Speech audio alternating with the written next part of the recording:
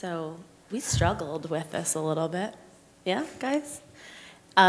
Because we had some people we started open with a very liberal house, lots of easy access to the backyard, to the front porch, to the outside, to the front door.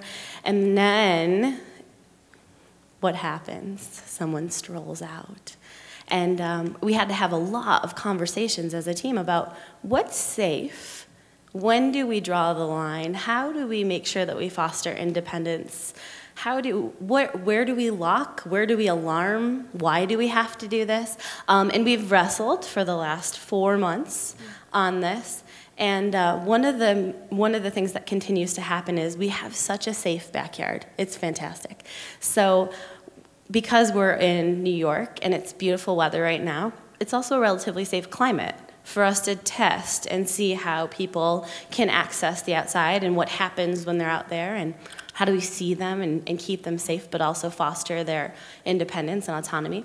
And so as we're getting a little bit more enlightened as a group and as we're kind of appreciating the strengths that the elders bring to the house, we've really pushed as a team to have very little limitation on access to any space that's a safe space, that's not going to take people out to a road or a pond, which we do have very close.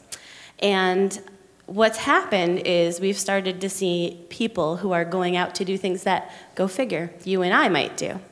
So Webb, fantastic man, living with dementia, advanced dementia in one of our homes, is an avid birdsman.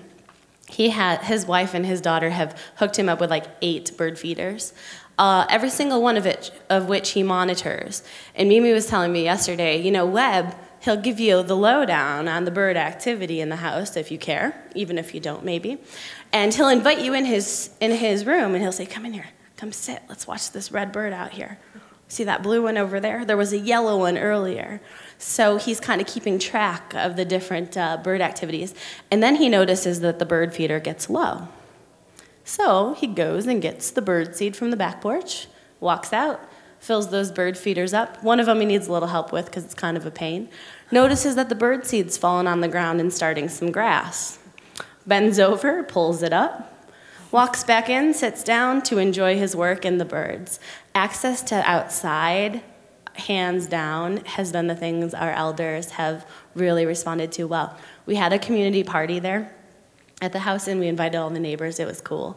But Mimi and I, because we're kind of nerds, Mimi's back there, we're sitting and talking afterwards about the incredible backyard space and the opportunity that the greenhouse gave us. And one of the coolest things was that the people who live in the homes were able to come into the party and gathering space where there was a crowd and then go back to their rooms for a half an hour and rest and kind of get out of the hubbub and then come back into the party and space.